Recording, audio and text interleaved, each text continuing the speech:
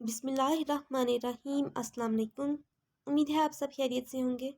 आज मैं आपके साथ MGT 301 प्रिंसिपल्स ऑफ मार्केटिंग की थीम 10 शेयर करूँगी। Marketing communication. जस्ट हम इसमें एक ही टॉपिक पढ़ेंगे, इसको ही आगे एक्सपेंड करते जाएंगे मार्केटिंग कम्युनिकेशन को। तो विदाउट टाइम वेस्टिंग स्टार्ट करते हैं। पहले यहाँ पे हमारी फर्स्ट लाइन में टर्न यूज़ हो रही है प्रमोशन की। तो सिंपल वर्ड्स में आप कोई भी ऐसी एक्टिविटी इख्तियार करो कि जिसके ज़रिए आप अपनी प्रोडक्ट की कस्टमर्स तक पहुंचा सको, अपनी प्रोडक्ट का इश्तेहार दे सको। तो इसको हम कहेंगे प्रमोशन।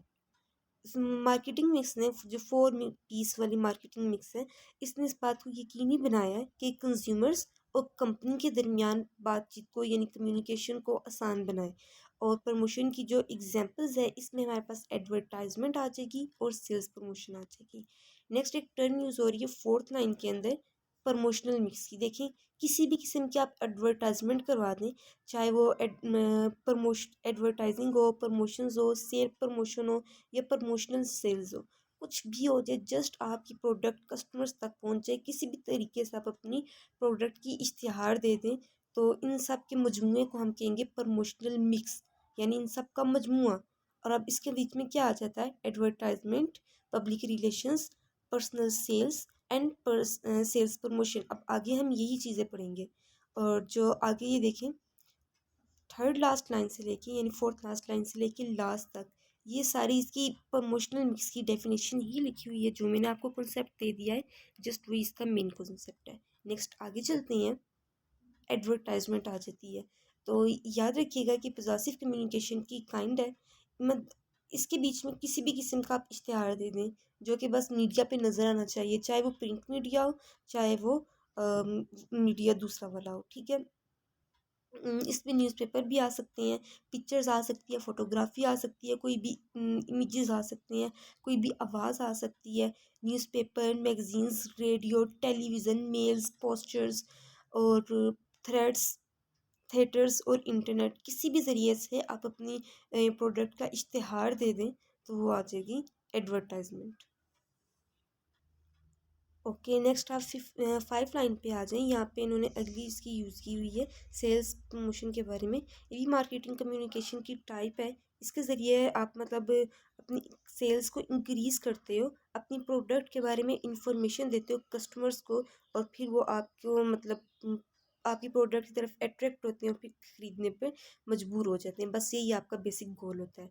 प्रमोशन कहते हैं प्रमोशन एक मार्केटिंग टूल ही नहीं है कि जो सिर्फ आप डायरेक्टली आपकी डिमांड को जनरेट करे। तो ये चीज़ ऑब्जेक्टिव के लिए याद रखिएगा। थर्ड लास्ट लाइन में आए तो यहाँ पे आपको सेल्स प्रमोशन की डेफिनेशन मिलेगी। ये क्या करता है कि अपॉर्चुनिटी क्रिएट करता है कस्टमर्स के लिए कि वो आपकी प्रोडक्ट तक पहुँचें और नए कस्टमर्स को ख़रीदें, मतलब उनको बनाएं, नए कस्टमर्स बनाएं, और strengthen the brand loyalty to the existing customers. और आपके ब्रांड की जो मतलब मजबूती है उसको कायम रखें अपने मौजूदा कस्टमर्स के लिए। इसके आगे इसमें दो टर्म्स यूज़ हो रही हैं, पुश स्ट्रेटजी और पुल स्ट्रेटजी। पुश स्ट्रेटजी में क्या होता है कि जो आपकी प्रोडक्ट बनाने वाला मैन्युफैक्चरर है, वो सेल्स प्रमोशन को और पर्सनल सेल्स को यूज़ करता है अपनी प्रोडक्ट्स को सेल करने के लिए, कस्टमर्स तक पहुंचाने के लिए। नेक्स्ट है पुल स्ट्रेटजी। तो इसमें भी जो प्रोडक्ट बनाने वाला है, बस थोड़ा सा कॉन्सेप्ट चेंज है इसमें कि वो कंज्यूमर्स को अट्रैक्ट करता है कि आप बस एक्टिवली आके मेरी प्रोडक्ट को ख़रीदो, और इसके बारे में अगले कस्टमर्स को भी बताओ कि मेरी प्रोडक्ट कैसी, मतलब मीन्स के अपनी प्रोडक्ट का इश्तिहार दे रहा होता है, कस्टमर्स को कायल कर रहा होता है कि नेक्स्ट कस्टमर्स को भी आप मेरी प्रोडक्ट के बारे में बताओ। और इसमें वो एडवर्टाइजमेंट का और कस्टमर प्रमोशन यानी कि कस्टमर के ज़रिए नेक्स्ट कस्टमर को मतलब अट्रैक्ट कर रहा है। नेक्स्ट यहाँ पे पब्लिक रिलेशन की एक यूज़ हो रही है टर्म। तो इसका मतलब है कि आप ऑर्गेनाइजेशन और पब्लिक के दरमियान यानी कस्टमर्स के दरमियान फ्रेंडली रिलेशनशिप हो अट्रैक्टिव कम्युनिकेशन के ज़रिए। अब यहाँ पे इसने इस बात को क्लियर किया है कि पब्लिक का मतलब सिर्फ कस्टमर्स ही नहीं है कि जो आपकी प्रोडक्ट को ख़रीदते हैं, बल्कि इसमें जनरल पब्लिक भी आ जाती है, जिसको हम आउटसाइड पब्लिक रिलेशंस कहते हैं, और ऑर्गेनाइजेशन के मेंबर्स भी आ जाते हैं, जिनको हम इन हाउस प्रमोशन कहते हैं। अगर फोर्थ लाइन पे आप आएँ तो यहाँ पे आपको एक टर्म नज़र आ रही होगी डिजिटल मार्केटिंग की।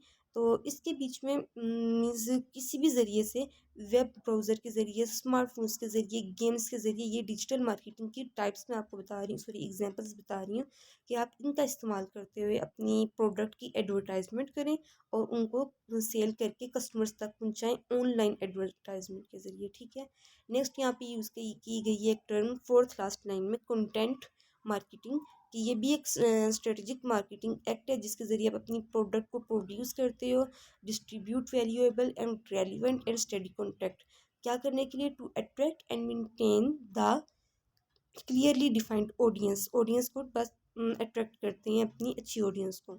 बस ये यहाँ तक है। इधर एक इन्होंने यूज़ किया गया है, एब्रीवेशन यूज़ की है आईएमसी की, इंटीग्रेटेड मार्केटिंग कम्युनिकेशन। ये एक इंटीग्रेटेड मार्केटिंग कम्युनिकेशन स्ट्रेटजी है।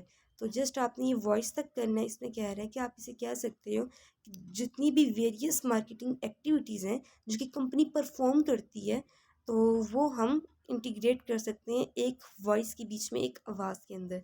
आगे से इतना मुझे पढ़ने वाला नहीं लगा, पढ़ना हो तो आप पढ़ लीजिएगा, इंपॉर्टेंट नहीं है। इसके अंदर से कुछ स्टेप्स हैं, टोटल 5 स्टेप्स हैं कम्युनिकेशन स्ट्रेटजी के लिए। तो हम इसको बारी बारी पढ़ लेते हैं जल्दी जल्दी। फर्स्ट स्टेप में कह रहा है कि आपने सारी की सारी मार्केटिंग कम्युनिकेशन स्ट्रेटजी डिवेल्प करनी है, बनानी है, जो बेस करती हो आपकी टारगेट कस्टमर्स के ऊपर, टारगेट ऑडियंस के ऊपर। नेक्स्ट स्टेप है कि आपने कम्युनिकेशन स्ट्रेटजी इस्टेब्लिश करनी है अपनी, जिसके बीच में आपकी वो टारगेट कस्टमर्स इन्वॉल्व हो डिसीजन मेकिंग के प्रोसेस के अंदर। थर्ड स्टेप में कह रहा है कि आपने अपने कम्युनिकेशन गोल को सिलेक्ट करना है अपनी ऑर्गेनाइज्ड इंफॉर्मेशन का इस्तेमाल करते हुए। थर्ड लाइन पर आए तो यहाँ पे फोर्थ स्टेप बता रहा है कि आपने बस अपनी प्लानिंग प्रोसेस आ जाएगा, स्ट्रेटेजिक प्लानिंग प्रोसेस। और फिर फाइनल स्टेप है 5 वाला, ये 6 7 9 के अंदर है। इसमें बस आपने सिलेक्शन कर देनी है अपनी एडवर्टाइजमेंट की या प्रमोशनल मीडिया की, कि जिसके ज़रिए आप अपनी मार्केटिंग कम्युनिकेशन कर सकें। इसके आगे इन्होंने क्या कि हमने एडवर्टाइजमेंट के बीच में और कम्युनिकेशन, मार्केटिंग कम्युनिकेशन के बीच में एक और मॉडल यूज़ किया है जिसका नाम है आइडा।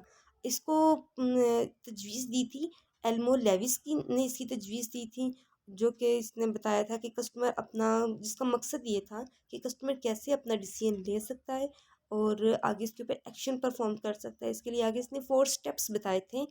और देखें जैसे आइडिया है ना, तो ए से इंटेंशन, आई से इंटरेस्ट, डी से डिसाइड और ए से एक्शन।